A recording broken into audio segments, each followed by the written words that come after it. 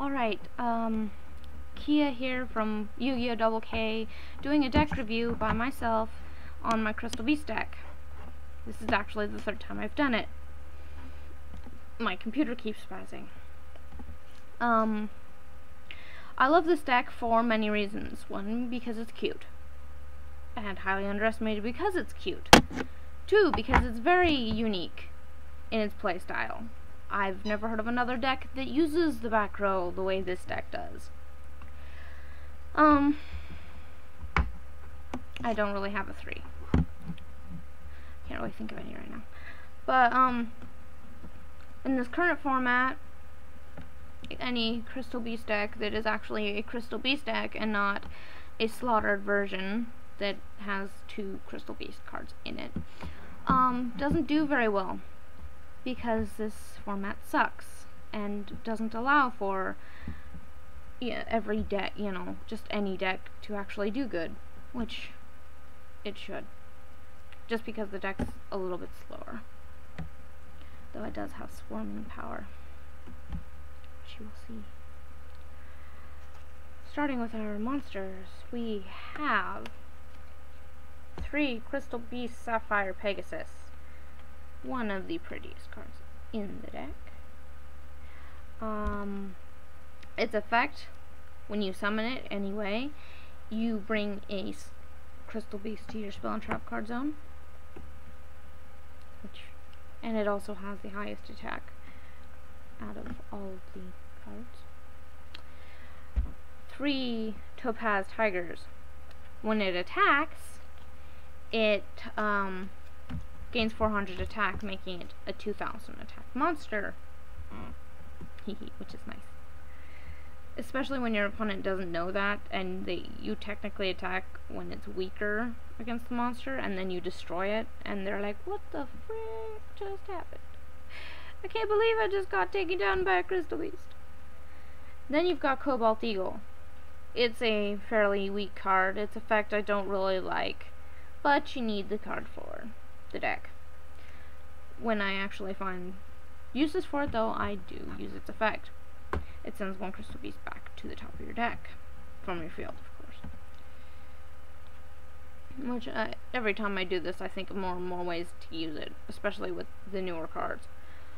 3 Amber Mammoths, 1700 attack, and when he's attacked, you can. It's either when he's attacked or when any Crystal Beast is attacked, he changes the attack target to something else. Or as it says, a more appropriate target. Saying that it's inappropriate. I've got 1 Amethyst Cat. Imagine that there's a second one. You need 2 of these, of every one of these Crystal Beast cards for, for safety, because someone might get smart and send one out of play, which stops your Rainbow Dragons. So I have 2. Need 2.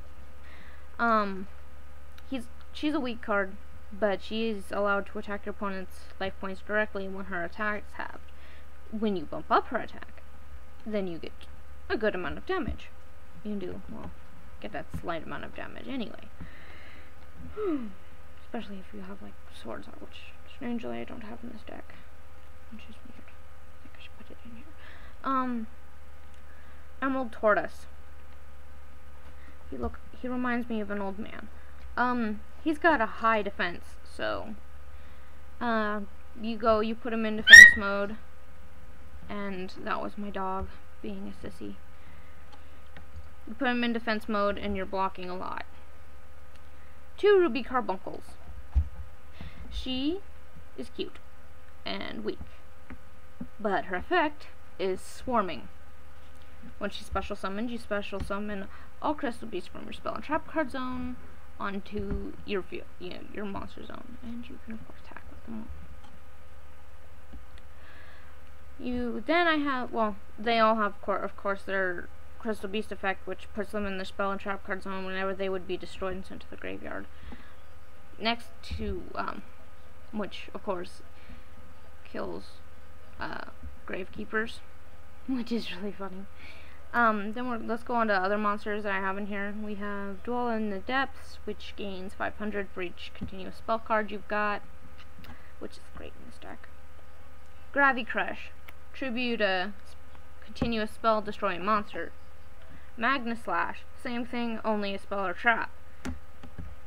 Then we've got 2 Rainbow Dragons, which I don't actually have. 2 because they're a very powerful card, fairly easy to get out with this deck when you run it right, and because they have awesome effects, except for when they're put in defense position. A Rainbow Dark Dragon. Yes, I can't summon this card with my monsters, but I have cards to summon it in this deck.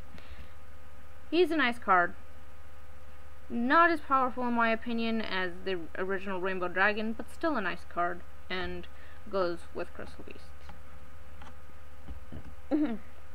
One Haman, this Lord of Striking Thunder, because he is a powerful card, he works well with the Crystal Beasts, and because he is one of the GX version of a Egyptian God card, and since this deck is from the GX era of cards, he works well and fits in and looks nice. Let's go on to our spells, because spells in this deck have all obviously been noted as being important. We have 2 Ancient City Rainbow Ruins. A very nice card. Everybody hates it because of all of its effects, because it has 5 effects. But how many effects you can use depends on how many Crystal Beasts you have in your spell and trap card zone. Not in your monster card zone, but in your spell and trap card zone, which some people might think is a downfall, but really it isn't. Has anywhere from it can't be destroyed to destroying your opponent's stuff, having attacks, summoning power, drawing power, so it's got pretty touches on just about every base. Why not 3? Because I only own 2 and I don't want too many spells and traps in my deck because of the number of monsters I have, and monsters are still very important. 2 Crystal Promises. Yeah, they look good for a second. Summoning power in this deck, which is very important. Crystal Beacon. Again, summoning power. Very important. Crystal Blessing. Brings 2 of your Crystal Beasts from the graveyard and puts them in your spell and trap card zone. Works well with so many of the Crystal Beast cards.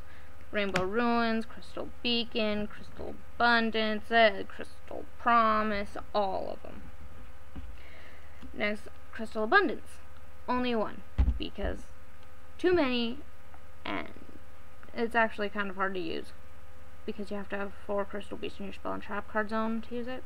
But it destroys everything on the field, and then you get to special summon as many Crystal Beasts from your graveyard as you destroyed of your opponent's cards, which is major swarming power, which is very, very nice. Crystal Release. Only equip card that I use in the deck. Mage power also works, but not as well as this card. Because this card, when it's destroyed, it puts Crystal Beasts in your spell and trap card zone. And it bumps it up 800, which works with your Amethyst Cat really well. You've got Crystal Tree. It's one that uses, it's the only one that uses counters.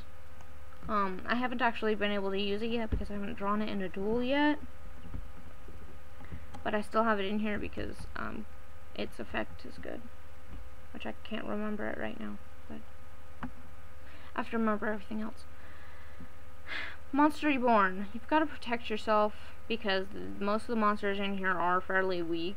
You have to be able to bring something out to protect yourself from your opponent's stronger monsters when you have nothing. That, and you bring out one of the stronger monsters if they get destroyed. Of course not your, like your Haman or any of the Rainbow Dragons, but still nice. Foolish Burial. It's actually good to destroy cards in this deck because of Rainbow Dragon and Foolish Burial, especially when you're only missing like 1 card. You send it to your graveyard and you're good. Lightning Vortex. Again, its cost is good in this deck and it destroys everything your opponent has, except for spells and traps. We've already got a card in here that does that. On to traps, it looks like. Rainbow Gravity. Why only one? Because I only have one. This brings out your rainbow dragons and your rainbow dark dragons as long as you've got 7 crystal beasts anywhere on the field or graveyard. When I get another, I'll probably put another in here. Last Resort. Brings your rainbow ruins out onto the field when a monster is attacked. Doesn't negate the attack, which would be nice, but it brings your rainbow ruins out. 2 Crystal Raigeki. Destroying power destroys your opponent's cards. That's always nice. Altar for Tribute. You discard a card. You destroy a card, which is okay in this deck, and you raise your life points by that much. It's attack. I like raising my life points, especially considering in this deck they're quite often going to be lowered because your stuff is getting destroyed. While it's good, yes, your life points will go down, so bringing them back up usually is a must. Non-aggression area destroys this new format because your opponent can't summon the next turn. You may destroy a card, but again, destroying monsters is good in this deck. And when your opponent can't summon for a turn, they feel totally screwed. Defense Draw. Annoys your opponent because you get to, negate an attack, and you get a draw card. Mirror Force. Destructive power. I like destroying things, if you hadn't noticed.